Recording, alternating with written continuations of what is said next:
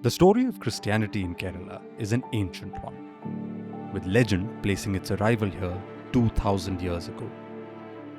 While the exact date is debated, the state has certainly been home to the religion for well over a millennium. Its landscape dotted with the most beautiful old churches. Naturally, there is also a thriving Christian community here.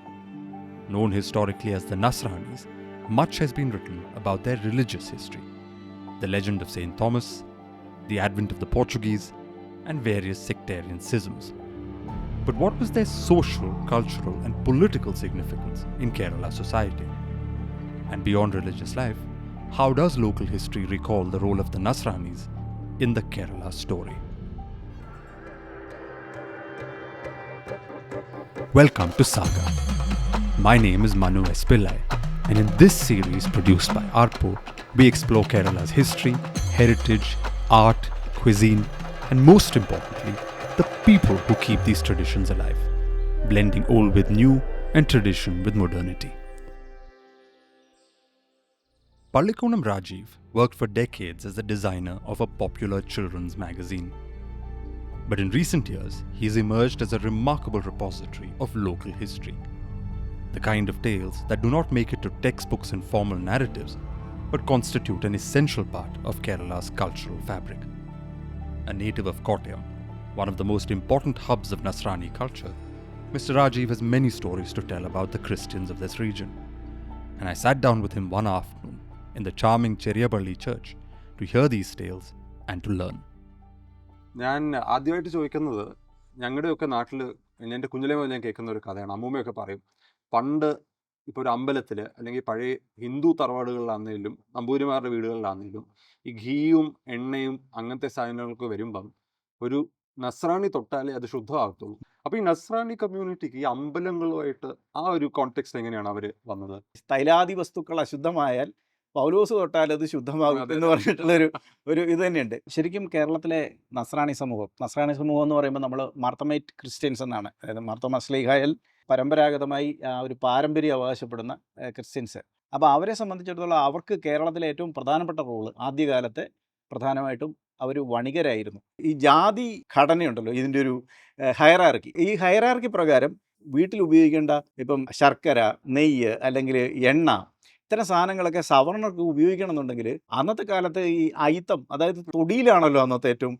അപ്പോൾ ഇത് ഉണ്ടാക്കുന്നത് വെളിച്ചെണ്ണയാണെങ്കിൽ തേങ്ങ ഇടുന്നയാൾ ഒരു ജാതി, അത് കൂട്ടി പെറുക്കി വയ്ക്കുന്ന ഒരു ജാതിക്കാരൻ, പിന്നെ അത് പൊട്ടിച്ച് ഉണക്കി കൊപ്രയാക്കിയിട്ട് അത് ആട്ടി എണ്ണയാക്കുന്ന ഒരു ജാതിക്കാരൻ, ഇവരെല്ലാം തന്നെ ഈ ജാതിയിൽ കീഴ്ഘടകത്തിൽ വരുന്നവരാണ്. അപ്പോൾ അവർ തൊട്ട് പിടിച്ചു വന്ന ഒരു സാധനത്തിന് അശുദ്ധം എന്ന് പറയുന്നത് തൊടിയിൽ കൊണ്ട് സംഭവിച്ചിരിക്കുന്നു. ആ പല ആൾക്കാർ കൈകാര്യം ചെയ്യുന്നുണ്ട്. അപ്പോൾ അത് മാറണമെന്നുണ്ടെങ്കിൽ അവിടെ ഒരു വൈശ്യ ആളിൻ്റെ അത് ഇതിനിടയ്ക്ക് ഹൈറാർക്കിയിൽ അവരുടെ ഒരു സ്പർശനം അതിൽ ഉണ്ടായി കഴിഞ്ഞാൽ അത് മാറി എന്നാണ് വിശ്വാസം. അതുകൊണ്ടാണ് ഈ അങ്ങാടികളിലൊക്കെ തന്നെ കച്ചവടത്തിനായിട്ട് ക്രിസ്ത്യാനികളെ പ്രധാനമായിട്ട് നിയോഗിക്കുന്നതിൻ്റെ ഒരു പ്രധാനപ്പെട്ട കാരണം സ്വാഭാവികമായിട്ട് ഇവരുടെ സ്പർശനം അതിലുണ്ടാവും. പിന്നെ ക്ഷേത്രങ്ങളുടെ മുന്നിൽ ഒരു കുടുംബം ഉണ്ടാവും. അപ്പോൾ ഈ കോട്ടയത്തിനടുത്ത് തന്നെ ഇപ്പം നമ്മുടെ തളി ക്ഷേത്രമായിട്ട് ബന്ധപ്പെട്ട് അതിന് തൊട്ടടുത്തൊരു ഫാമിലിയുണ്ട്, തിരുവാർപ്പിലൊരു ഫാമിലിയുണ്ട്. പല പ്രധാനപ്പെട്ട ക്ഷേത്രങ്ങളുടെ മുന്നിൽ ഒരു ക്രിസ്ത്യൻ ഫാമിലി നമ്മൾ ശ്രദ്ധിച്ചു കഴിഞ്ഞാൽ അധികം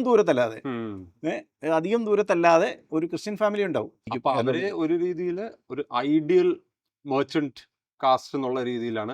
തീർച്ചയായിട്ടും ഐഡിയലി നമ്മൾ അവരുടെ അടുത്തുനിന്ന് വേണം വാങ്ങിക്കാൻ. അതെ, എന്നാലേ ഏറ്റവും ശുദ്ധമായ സാധനം. അതെ, നമുക്കറിയാം എല്ലാ നാട്ടുരാജ്യങ്ങളും പ്രധാനമായിട്ട് അവരുടെ ഏറ്റവും വലിയ എക്കണോമിക് സോഴ്സ് എന്ന് പറയുന്നത് നാണ്യവിളകളുടെ വ്യാപാരമാണ്. നമ്മുടെ കേരളത്തിൻ്റെ ചരിത്രം നോക്കുമ്പോൾ തന്നെ കേരളത്തിൻ്റെ ചരിത്രത്തിൽ ഏറ്റവും പ്രധാനമായിട്ട് കേരളത്തെ ലോകത്തിൽ അടയാളപ്പെടുത്തുന്നത് തന്നെ ഈ സ്പൈസസിൻ്റെ ഒരു ഹബ്ബ് എന്ന്.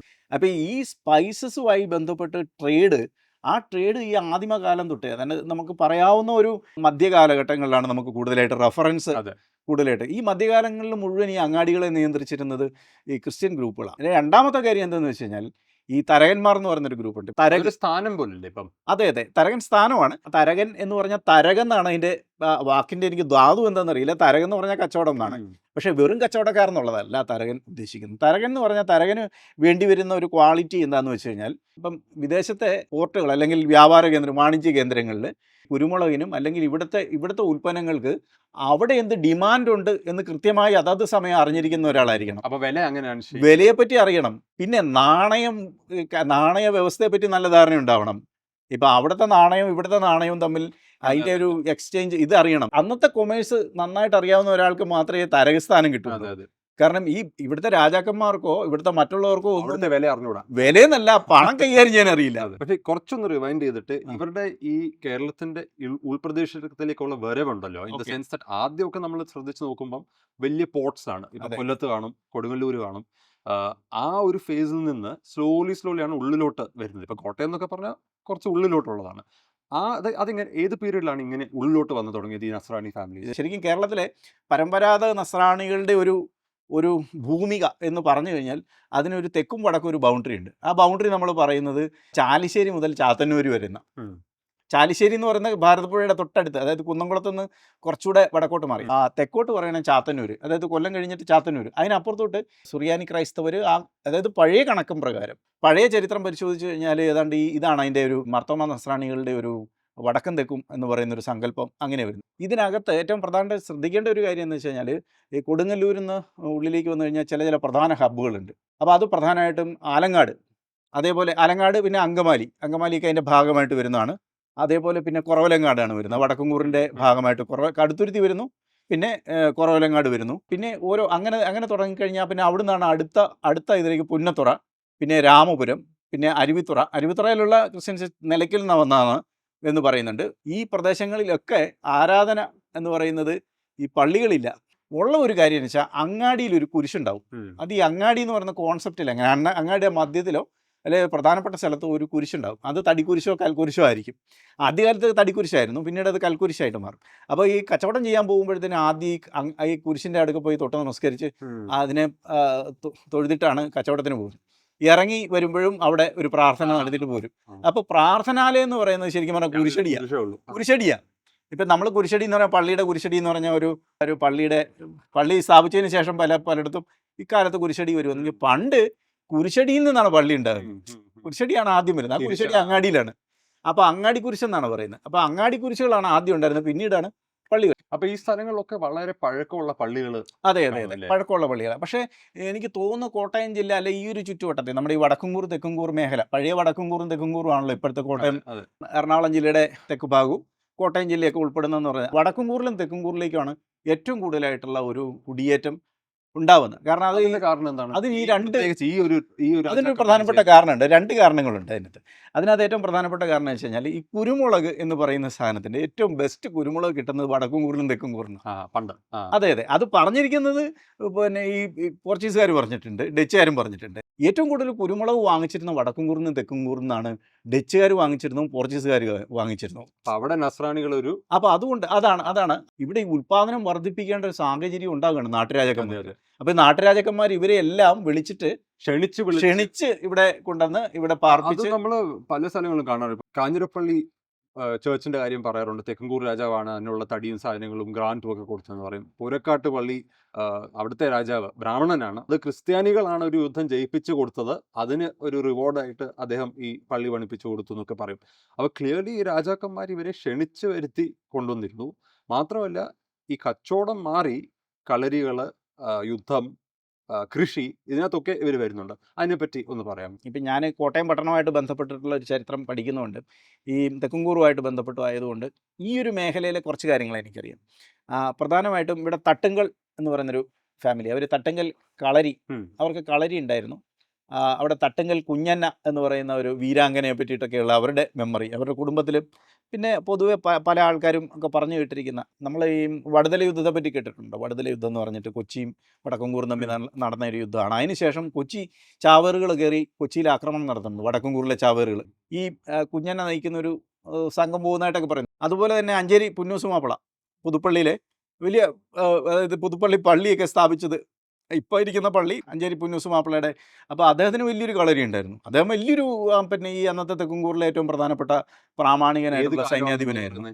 അഞ്ചേരി പുന്നൂസ് മാപ്പിളയൊക്കെ എനിക്ക് തോന്നുന്നത് 1700-കൾ ആ കാലഘട്ടങ്ങളിലാണ് എന്നെനിക്ക് തോന്നുന്നത്. അതേപോലെ തന്നെ കാഞ്ഞിരപ്പള്ളിയിലെ ഉണ്ണിമാത്തു തരകനും കുഞ്ചാക്കോ തരകനും അച്ഛനും മകനുമാണ്. ഇവരും തെക്കുംകൂറിലെ സൈന്യാധിപന്മാരാണ്. ഇപ്പോൾ കാഞ്ഞിരപ്പള്ളി പള്ളിയെ പറ്റി പറഞ്ഞായിരുന്നല്ലോ. കാഞ്ഞിരപ്പള്ളി പള്ളി തൊമ്മി മാപ്പിള എന്ന് പറയുന്ന, വലിയ വീട്ടിൽ തൊമ്മി മാപ്പിള എന്ന് പറയുന്ന ആളാണ് പണി കഴിപ്പിക്കുന്നവർ. ഒരു ഫാമിലി, കുറച്ച് ഫാമിലികൾ വന്നതിന് നേതൃത്വം കൊടുത്തിരുന്ന തുമ്മിമാപ്പിള. അങ്ങനെയാണ് ഈ കാഞ്ഞിരപ്പള്ളി പഴയ പള്ളി, ഇപ്പോൾ കാണുന്ന പഴയ പള്ളി, ചെറിയൊരു പള്ളിയാണ്, പക്ഷേ വളരെ ഭംഗിയാണ് ആ പള്ളി. അത് പണി കഴിപ്പിച്ചത് വീര കേരളവർമ്മ എന്ന് പറയുന്ന രാജാവ്, തെക്കുംകൂർ രാജാവാണ്. അപ്പോൾ ആ പള്ളിയുടെ മുമ്പിൽ ഒരു കൽവിളക്കുണ്ടായിരുന്നു. കൽവിളക്ക് നമ്മളെ ക്ഷേത്രങ്ങളിലെ പോലെ തന്നെ കൽവിളക്ക്. ആ കൽവിളക്ക് അതിനുശേഷം കുറേ വർഷങ്ങൾക്ക് ശേഷം അടുത്ത രാജാവ് ഉദയവർമ്മ എന്ന് പറയുന്ന രാജാവ് ഈ പള്ളി സന്ദർശിക്കുന്ന സമയത്ത് ഈ കൽവിളക്കിൽ എണ്ണ അവർ സന്ധ്യയ്ക്ക് ഇവർ തിരികത്തിക്കുന്നില്ല. അപ്പോൾ എന്താ കാരണം എന്ന് ചോദിച്ചാൽ അതിന് കത്തിക്കാനുള്ള എണ്ണയ്ക്ക് ഞങ്ങൾക്ക് വകയില്ല. അപ്പോൾ അന്നത്തെ കാഞ്ഞിരപ്പള്ളിയുടെ നസ്രാണികളുടെ ഒരു അന്നത്തെ ഒരു അവസ്ഥയാണ്. അപ്പോൾ രാജാവ് എന്താണെന്ന് വെച്ച് കഴിഞ്ഞാൽ കാഞ്ഞിരപ്പള്ളി അങ്ങാടിയിൽ വിൽക്കുന്ന എണ്ണയിൽ 10 ചോദന എണ്ണ വിറ്റാൽ 1 ചോദന പള്ളിക്ക് വിൽക്കണം. പള്ളിയുടെ രാജാവിൻ്റെ കൽപ്പന. അപ്പോൾ അങ്ങനെ അത് ആ കൽപ്പനയൊക്കെ അവർ ആ പള്ളിയിൽ സൂക്ഷിച്ചു വെച്ചിട്ടുണ്ട്. തെക്കുംകൂർ രാജാവ് ഒരിക്കലും ഇങ്ങനെ വള്ളം പണിയൊക്കെ കാണാനായിട്ട് വയലിൽ, പള്ളിക്കോണം എന്ന് പറയുന്ന വലിയ വയൽ, രാജാവിൻ്റെ വയലെന്നാണ് ഈ പള്ളിക്കോണം എന്ന് പറയുന്ന സ്ഥലം. അപ്പോൾ അവിടെ വന്ന് ഈ കാറ്റ് കൊള്ളാൻ വന്നിരിക്കും. താഴെ എന്ന് പറയുമ്പോൾ പാടശേഖരം, തോട്, അപ്പം വളരെ രസകരം അങ്ങനെ ഒരു അന്തരീക്ഷത്തിലേക്ക്. അങ്ങനെ ഇരിക്കുന്ന സമയത്ത് ഒരു കാള നേരെ പാഞ്ഞു വരികയാണ് രാജാവിൻ്റെ നേരെ, എന്തോ ഒരു പ്രകോപിതനായിട്ട്. അത് രാജാവിൻ്റെ അടുത്തെത്താറായപ്പോഴത്തേനും ഈ രാജാവിൻ്റെ അകമ്പടി നായകൻ എന്ന് പറഞ്ഞാൽ ബോഡി ഗാർഡാണ്, അവരൊക്കെ മിക്കവാറും ക്രിസ്ത്യാനികളാണ്, ഒരു മല്ലനായിട്ടുള്ള ഒരാളായിരുന്നു. അദ്ദേഹം നേരെ ചാടി ഈ കാളയുടെ കൊമ്പിന് പിടിച്ചിട്ട് അതിൻ്റെ തല വെട്ടിച്ചതിനെ നിലത്തടിച്ചു. അങ്ങനെ രാജാവ് പെട്ടെന്ന് ഈ അപകടത്തിൽ നിന്ന് രക്ഷപ്പെട്ടു. ശക്തനായ ബോഡി ഗാർഡ്. അതൊക്കെ സ്റ്റോറിയാണ്, ഇതെല്ലാം നാട്ടുകഥകളാണ്.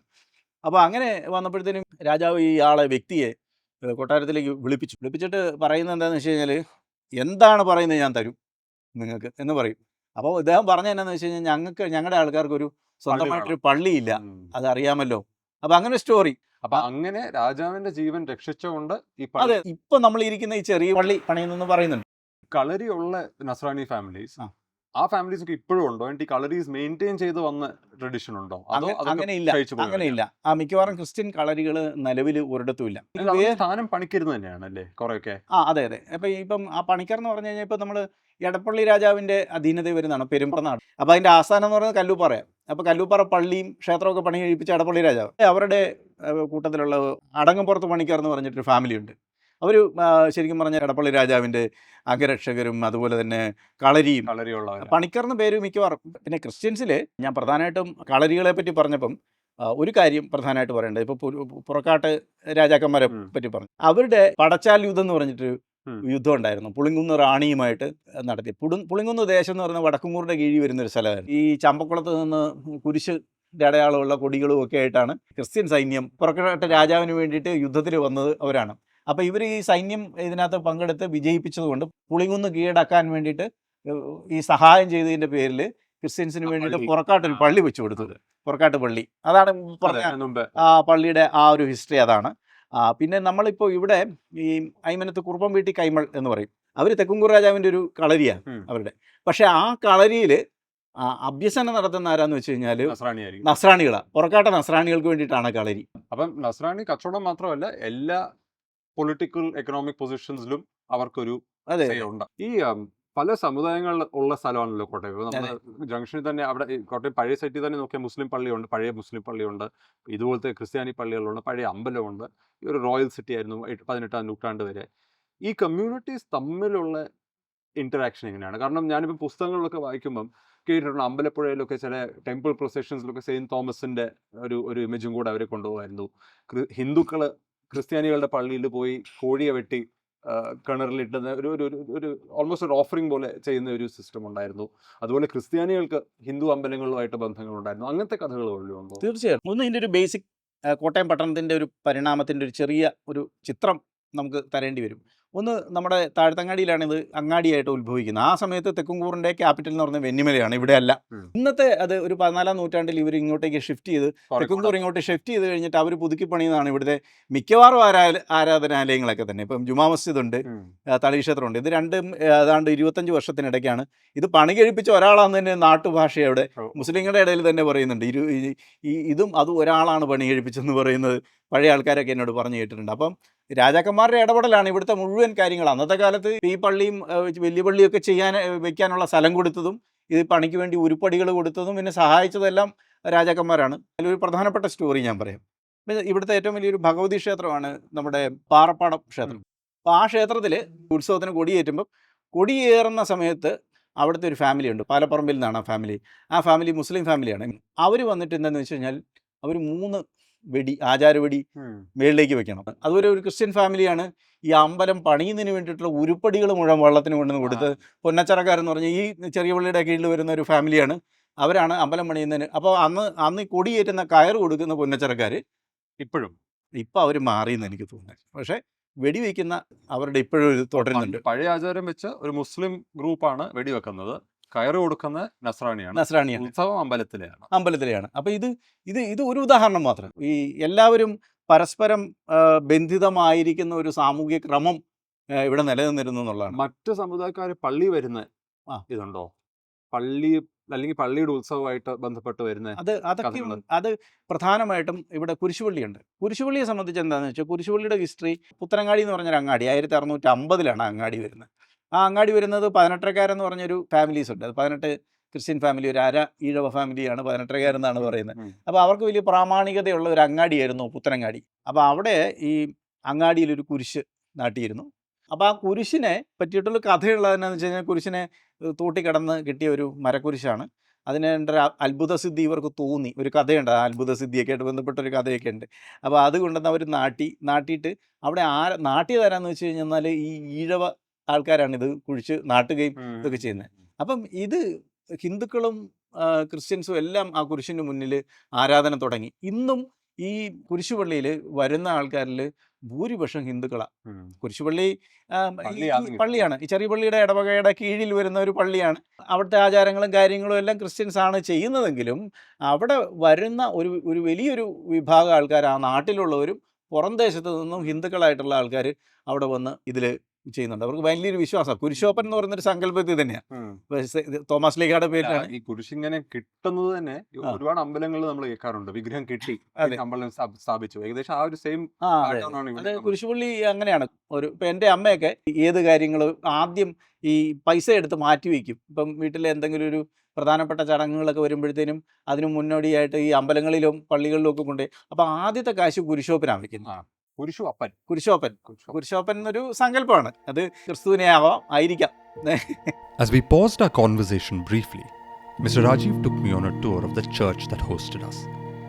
We admired the Cheriyapalli's Kerala style of architecture, an 18th century inscription linked to infighting in the community, religious art with rather intriguing elements, and even some old artifacts held in storage. But I had more questions for Mr. Rajiv, and despite the afternoon heat, we sat down again to continue our discussion. ഈ കഥയിൽ നമ്മൾ ഇടയ്ക്കിടയ്ക്ക് ഇങ്ങനെ കേൾക്കുന്ന ഒരു സാധനമുണ്ട്, ഈ തെക്കുംകൂർ രാജാവ് എന്നുള്ള ആ ഒരു ഫാമിലിയെ പറ്റി. ഇവർ എക്സാക്ട്ലി ആരായിരുന്നു? കാരണം പിന്നുള്ള കാലത്ത് മാർത്താണ്ഡവർമ്മ കീഴടക്കിയതിന് ശേഷം അവരെ പറ്റി നമ്മൾ കേൾക്കുന്നില്ല. അപ്പം കോട്ടയത്തിൻ്റെ ഇവിടെയുള്ള നസ്രാണി കമ്മ്യൂണിറ്റിയുടെ ഹിസ്റ്ററിയിൽ ഒരു വലിയൊരു ഇമ്പോർട്ടൻറ്റ് റോൾ ഉണ്ടായിരുന്നാണ് ഈ തെക്കുംകൂർ രാജാക്കന്മാർ. അവരാരാണ് എക്സാക്ട്ലി? ശരിക്കും തെക്കുംകൂർ രാജവംശം നമ്മുടെ വെമ്പലനാട്, വെമ്പലീശന്മാർ എന്ന് പറയുന്നത് കടുത്തുരുത്തി ആസ്ഥാനമായിട്ടായിരുന്നു. അത് പിന്നീട് ഇവർ 2 കുടുംബങ്ങൾ 2 കൂറായിട്ട് പിരിയുകയാണ്. അതായത് രാജ്യത്തെ 2ആയിട്ട് ഇതായിട്ട് തെക്കേ ഭാഗം ഒരേ ഫാമിലിയുടെ 2 ബ്രാഞ്ചസാണ് വടക്കുംകൂറും തെക്കുംകൂറും. കൈപ്പട്ടൂർ കടവ് മുതൽ കാണക്കാരി കുന്നുവരെയും തലമലക്കെട്ട് മുതൽ പെരുമ്പാച്ചിൽ വരെയും എന്നാണ്. അപ്പം ഈ തലമലക്കെട്ട് എന്ന് പറഞ്ഞു കഴിഞ്ഞാൽ വളരെ നിസ്സാരമാണ്. തലമലക്കെട്ട് സഖ്യപർവ്വത നിര മുതൽ പെരുമ്പാച്ചിൽ എന്ന് പറഞ്ഞാൽ ബ്രോഡ് റിവർ. യൂറോപ്യൻസ് വരെ ബ്രോഡ് റിവർ എന്ന് പരാമർശിക്കുന്ന വേമ്പനാട്ടുകായലിൽ. അപ്പോൾ മാർത്താണ്ഡവർമ്മ തെക്കുംകൂർ കീഴടക്കുമ്പം ഈ നസ്രാണി സമുദായത്തിന് എന്തെങ്കിലും കുറവുകളോ അല്ലെങ്കിൽ അവരതിനെ എങ്ങനെയാണ് നേരിട്ടത്? അതിൽ പല കഥകളുണ്ട്. ഇതിനകത്ത് 2 പക്ഷത്തും പക്ഷപാതിത്വം എന്ന് പറഞ്ഞു കഴിഞ്ഞാൽ ഈ നമ്മൾ പറയുന്ന സ്വരാജ്യത്തെ വഞ്ചിക്കുന്ന എന്ന് പറയുന്ന പല ഗ്രൂപ്പുകളുണ്ട്. അത് ജാതീയമായിട്ട് ഒരു വിഭാഗത്തെ മാത്രം പറയാൻ കഴിയില്ല. ഇവിടെ എല്ലാ വിഭാഗം ആൾക്കാരിൽ നിന്നും പല കളരികളും രാജാവിനൊപ്പമായില്ല, തിരുവിതാംകൂറിനൊപ്പം മറിഞ്ഞുപോയി. അങ്ങനെയൊക്കെ സംഭവിച്ചിട്ടുണ്ട്. പിന്നെ ടോട്ടലി അതിനുശേഷം ആ കാലഘട്ടത്തിൽ തന്നെ രാജാവിന് തെക്കുംകൂറിനെതിരായിട്ട് തിരുവിതാംകൂറിന് വേണ്ടിയിട്ട് ചാരപ്പണിയൊക്കെ ചെയ്തിട്ടുള്ള ചില ഫാമിലീസ് ഉണ്ട്. അവരെന്താണെന്ന് വെച്ചാൽ ഇവിടുത്തെ ചില ക്രിസ്ത്യൻ ഫാമിലികളുടെ ഇടയിൽ തന്നെ ഉണ്ടായിരുന്ന ചില സ്പർദ്ധകളുണ്ട്. അതായത് ചില ഫാമിലീസിന് കൂടുതൽ തെക്കുംകൂർ വലിയ പ്രാമാണികത്വം കൊടുക്കുന്നു. പിന്നെ തെക്കുംകൂറുമായിട്ട് പിണങ്ങിയ ചില ഫാമിലീസ് ഉണ്ട്, ക്രിസ്ത്യൻ ഫാമിലീസ് ഉണ്ട്. അവർ പറയുന്നത് അവർ ശരിക്കും പറഞ്ഞാൽ ഇതിൽ ഉപജാപക വൃത്തികളൊക്കെ ആ ആക്രമണ കാലഘട്ടങ്ങളിൽ തിരുവിതാംകൂറിന് സപ്പോർട്ടീവായിട്ട് പല കാര്യങ്ങളിലും അവർ നിന്നിട്ടുണ്ടെന്നുള്ളത് പറയുന്നുണ്ട്. അപ്പം കോട്ടയം വിട്ടുപോകേണ്ടി വന്ന ഫാമിലി, ഇപ്പം മാർത്താണ്ഡവർമ്മ ജയിച്ചു, അപ്പം തെക്കുംകൂർ രാജാവിനെ സപ്പോർട്ട് ചെയ്തെന്ന് പറഞ്ഞുകൊണ്ട് നസ്രാണി ഇവിടെ അവരുടെ സ്ഥാനം കുറയ്ക്കുകയോ അല്ലെങ്കിൽ അവരെ ഇവിടെ ഉണ്ട്, ഉണ്ട്. പറഞ്ഞു വിടുന്ന ഓക്കെ നസ്രാണി ഓക്കെ families ഓക്കെ അതുണ്ട്. അതായത് അന്നത്തെ തെക്കുംകൂറിൻ്റെ അഡ്മിനിസ്ട്രേഷൻ വിങ് കൂടുതലും ഇവിടുത്തെ പ്രാമാണികരായിട്ടുള്ള ക്രിസ്ത്യൻ ഫാമിലീസ് ആയിരുന്നു. ഇപ്പോൾ കോട്ടയ്ക്കകത്തെ ഭരണകാര്യാലയങ്ങൾ, അതുപോലെ അങ്ങാടികളുടെ നിയന്ത്രണം, ഇങ്ങനെ പല കാര്യങ്ങളിലും കുറച്ച് ഒഫീഷ്യലായിട്ടുള്ള ഒരു ഇവിടുത്തെ എക്സിക്യൂട്ടീവ് എന്ന് പറഞ്ഞാൽ രാജാവിൻ്റെ ഒരു ഭരണ സംവിധാനത്തെ നിയന്ത്രിച്ചിരുന്നതിൽ ഏറ്റവും പ്രധാനപ്പെട്ട ഒരു ഗ്രൂപ്പ് എന്ന് പറയുന്നത് ക്രിസ്ത്യൻസ് ആയിരുന്നു. ഈ ഗ്രൂപ്പ് അല്ലെങ്കിൽ ഇങ്ങനെ ഇവരുടെ ആനുകൂല്യങ്ങൾ നേടി കുറച്ച് സമ്പന്നരായും ഇവിടുത്തെ പ്രാമാണികതയും നിന്നിരുന്നുള്ള ക്രിസ്ത്യൻ കുടുംബങ്ങളെ മുഴുവൻ തിരുവിതാംകൂറിൻ്റെ കാലത്ത് പലതരത്തിൽ പീഡിപ്പിച്ചിട്ടുണ്ട്. ഉം. അവരെ ഇവിടുന്ന് പലയിടത്തുനിന്ന് അവരിവിടുന്ന് പലായനം ചെയ്ത് പോകേണ്ടി വന്നിട്ടുണ്ട് ഒത്തിരി ഫാമിലീസ്. അത് മാത്രമല്ല പലർക്കും ഇവരെ അന്ന് തിരുവിതാംകൂറിൻ്റെ ആക്രമണ കാലത്ത് അതിനെ പ്രതിരോധിക്കാൻ നിന്നിരുന്ന കുറേ ക്രിസ്ത്യൻ ഫാമിലികളുണ്ട്, അതെ അതെ സൈനികമായിട്ടും ഒക്കെ. അത്തരം ഫാമിലികൾക്ക് അവർക്ക് ഒത്തിരി ഭൂമി ഉണ്ടായിരുന്നല്ലോ ഇവിടെ. ആ ഭൂമിക്കൊക്കെ ഒടുക്കത്തെ പിന്നെ നികുതി കൂടുതൽ നികുതി ഏർപ്പെടുത്തി അവരെ അങ്ങനെയൊക്കെ ഉണ്ട്. പള്ളത്തിപ്പം അടുത്തുംപടിക്കൽ എന്ന് പറഞ്ഞിട്ടൊരു ഫാമിലിയുണ്ട്. അവർക്കും ഇതുപോലെ കടുത്ത നികുതി ഏർപ്പെടുത്തിയിട്ടുള്ള സ്റ്റോറി അവർ പറയാറുണ്ട്. അപ്പോൾ അങ്ങനെയുണ്ട്. പിന്നെ ഈ നമ്മുടെ ഇവിടുത്തെ പള്ളികളുടെ ഹിസ്റ്ററി നോക്കിയാൽ തന്നെ ഈ 1750-നും 1800-നും ഇടയ്ക്ക് വലിയ തോതിൽ ഇവിടെ നിന്ന് ക്രിസ്ത്യൻസ് പല പ്രദേശത്തേക്ക് വിട്ടുപോകുന്നുണ്ട്. വിട്ടുപോകുന്നത് എന്താണെന്ന് വെച്ച് കഴിഞ്ഞാൽ ഈ അങ്ങാടികൾ ഇപ്പോൾ 3 അങ്ങാടികളുള്ള ഒരു പട്ടണം വേറൊരിടത്തുമില്ല ഈ കോട്ടയത്തല്ലാണ്ട്. ഇവിടെ നിന്ന് പല സ്ഥലങ്ങളിലേക്ക് പോകേണ്ടി വന്ന അങ്ങാടികൾ കാരണം എനിക്ക് തോന്നുന്നു ഇത് ഒരു കച്ചവടം നടന്നു. തലസ്ഥാനമായിരുന്നു. അതെ, അതിപ്പോ തലസ്ഥാനമല്ല, മാർത്താണ്ഡവർമ്മ കീഴടക്കിയതിനു ശേഷം ഇതൊരു സ്ഥലം. അതെ അതെ അത് തന്നെ.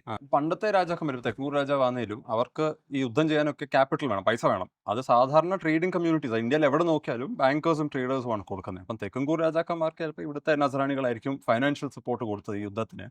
പക്ഷേ മാർത്താണ്ഡവർമ്മ കീഴടക്കിയതിന് ശേഷം പിന്നെ ട്രാവൻകൂർ ഹിസ്റ്ററിയുടെ സമയത്ത് മാത്തുത്തരകൻ എന്ന് പറഞ്ഞ ഒരാളെ പറ്റി നമ്മൾ കേൾക്കുന്നത്. And he was A huge banker. അപ്പം തിരുവിതാംകൂർ സർക്കാരിനാണ് കടം കൊടുക്കുന്നത് ഈ നസ്രാണിയായിട്ടുള്ള ഈ വ്യക്തിയായിരുന്നു. അയാളെ പക്ഷെ അവസാനം അയാളുടെ മൂക്ക് വെട്ടിക്കളയോ ചെവി വെട്ടിക്കളയോ അങ്ങനെ എന്തൊക്കെ നടന്ന കേട്ടിട്ടുണ്ട്. അത് ശരിക്കും ഈ തച്ചിൽ മാത്തൂത്തരകന്റെ ഫാമിലി എന്ന് പറയുന്നത് ചെങ്ങമനാടാണ്. ശരിക്കും അത് അഞ്ചിക്കൈമൾ നാടാണ്, കൊച്ചിക്കാരനാണ്. പറവൂരിനപ്പുറമാണ് ചെങ്ങമനാട്. ചെങ്ങമനാടാണ് ഇവരുടെ ഈ തച്ചിൽ ഫാമിലി. പക്ഷേ ഇദ്ദേഹം പിന്നീട് പ്രധാനമായിട്ടും പുള്ളി സെറ്റിൽ ചെയ്തിരുന്ന സ്ഥലം ആലപ്പുഴയാണ്. പുള്ളിയുടെ ബിസിനസ്സുമായിട്ട് ബന്ധപ്പെട്ട ആലപ്പുഴയിലാണ്. ആലപ്പുഴ പോർട്ടൊക്കെ ഡെവലപ്പ് ചെയ്തതിന് ശേഷമാണ് വലിയ പ്രധാനപ്പെട്ട ഇറക്കുമതി കയറ്റുമതി ഇതൊക്കെ ചെയ്തിരുന്ന ഒരാളാണല്ലോ തച്ചിൻ മാത്തൂത്തരകൻ. ഇപ്പം നമ്മുടെ ഇവിടെ ഒരാളുണ്ട് പ്രധാനമായിട്ട് കോട്ടയത്ത്.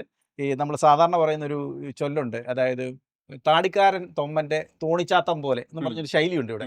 ഇപ്പം നമ്മൾ അടിപൊളിയായിരുന്നെന്ന് പറയില്ല ഇപ്പോൾ ഇവിടുത്തെ പിള്ളേർ. അതിന് പറയാൻ വേണ്ടിയിട്ട് പണ്ടുണ്ടാക്കുന്ന താടിക്കാരൻ തൊമ്മന്റെ തോണിച്ചാത്തം പോലെ ഉണ്ടായിരുന്നു പറയും. അതെന്നാന്ന് വെച്ച് കഴിഞ്ഞാൽ താടിക്കാരൻ തൊമ്മൻ എന്ന് പറഞ്ഞിട്ട് ഒരാളുണ്ട്, കുട്ടഞ്ചേരി ഫാമിലിയാണ് ഇവിടെ കോട്ടയത്തുള്ള.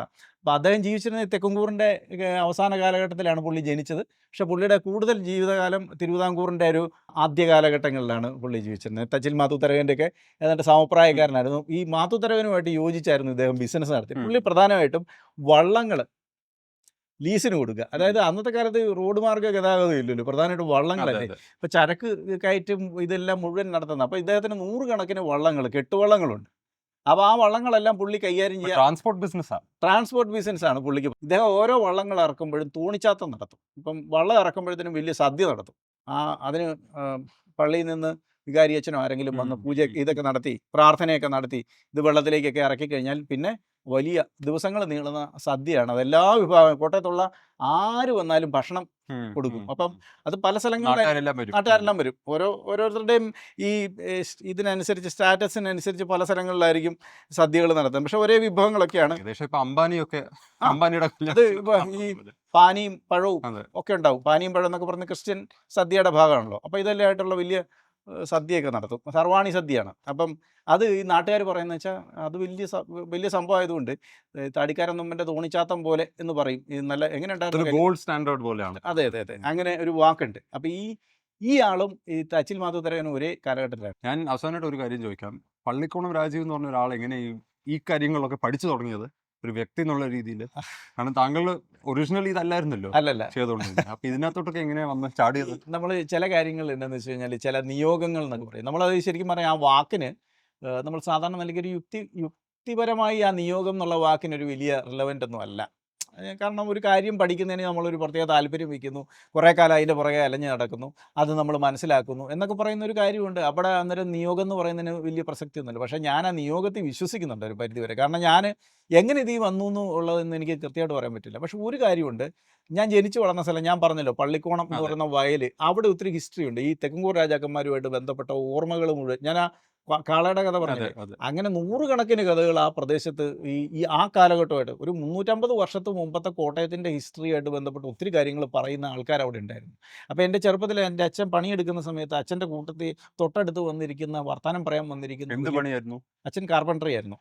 ഇപ്പം നമ്മൾ മുമ്പത്തെ ആൾക്കാർ വന്നിരിക്കുമ്പോൾ കൂട്ടത്തിൽ ഇങ്ങനെ ഒരു പ്രായം ചെന്ന, അതായത് അച്ഛനേക്കാളും പ്രായം ചെന്ന ആൾക്കാരാണ് അച്ഛൻ്റെ അടുത്ത് വന്നിരുന്ന് കഥ പറഞ്ഞുകൊണ്ടിരിക്കുന്നത്. അപ്പം ഞാനിത് പ്രത്യേകം ശ്രദ്ധിക്കുമായിരുന്നു. എൻ്റെ തീരെ ചെറുപ്പം മുതൽ ഞാനിങ്ങനെ കേൾക്കുന്ന കഥകൾ ഈ ലോക്കൽ കഥകളല്ല. ലോക്കൽ കഥകളാണ്. എൻ്റെ പ്രധാനപ്പെട്ട അന്വേഷണം എന്നാന്ന് വെച്ചാൽ കേരള ചരിത്രവുമായി ബന്ധപ്പെട്ട് ഇറങ്ങിയിരിക്കുന്ന മുഴുവൻ പുസ്തകങ്ങളിലും തിരയുക എവിടെയാണ് എൻ്റെ നാടിനെ അടയാളപ്പെടുത്തിയിരിക്കുന്നത്. അപ്പോൾ അങ്ങനെ നോക്കുമ്പോൾ നമ്മൾ കേരളത്തിലെ ഏറ്റവും പ്രശസ്തമായിട്ടുള്ള ഈ ചരിത്രകാരന്മാർ, കേരള ചരിത്രകാരന്മാരുടെ പുസ്തകങ്ങളിലൊക്കെ തന്നെ എൻ്റെ പ്രദേശം എന്നല്ല, ഈ പമ്പയ്ക്കും പെരിയാറിനും ഇടയ്ക്കുള്ള പ്രദേശത്തെപ്പറ്റി കാര്യമായി ഒന്നും പറഞ്ഞു. ബാക്കി കൊച്ചിയുടെ ചരിത്രവും തിരുവിതാംകൂറിൻ്റെ ചരിത്രവും കോഴിക്കോടിൻ്റെ ചരിത്രവും എല്ലാം വലിയ കാര്യമായിട്ടുണ്ട്. ഈ നാടിൻ്റെ ചരിത്രം വേണ്ട രീതിയിലില്ല. നമ്മൾ പലതിനെയും കൂട്ടി വായിച്ചിട്ട് കണക്ട് ചെയ്യുക. ചെതറിക്കിടക്കുന്ന പല അറിവുകളെയും പലയിടത്തായിട്ട് ചെതറിക്കിടക്കുന്ന, അത് അവർക്ക് ചിലപ്പോൾ ആ ചെതറിക്കിടക്കുന്ന ഒരു സ്ഥലത്ത് ഒരാൾക്ക് അറിയായിരിക്കും. ഇതിനെ കോർഡിനേറ്റ് ചെയ്യാനായിട്ട്, ഇത് മെമ്മറിയിൽ കോർഡിനേറ്റ് ചെയ്യാനായിട്ട് ഒരാളുടെ തലച്ചോറിനകത്ത് ഇത് കോർഡിനേറ്റ് ചെയ്തിട്ട് ഇതിനൊരു ഫങ്ഷണൽ ഒരു സ്ട്രക്ചർ ഉണ്ടാക്കുക എന്ന് പറയുന്നത്, അത് നടന്നു എന്നുള്ളതിന് അത് എൻ്റെ തലച്ചോറിലാണ് നടന്നെന്നുള്ളത് മാത്രമേ ഉള്ളൂ ഇതിനകത്ത് എൻ്റെ പങ്ക്. ഇനിയും കുറേ കഥകൾ ഇതുപോലെ പറയാൻ പറ്റും. കഥകളുണ്ട്.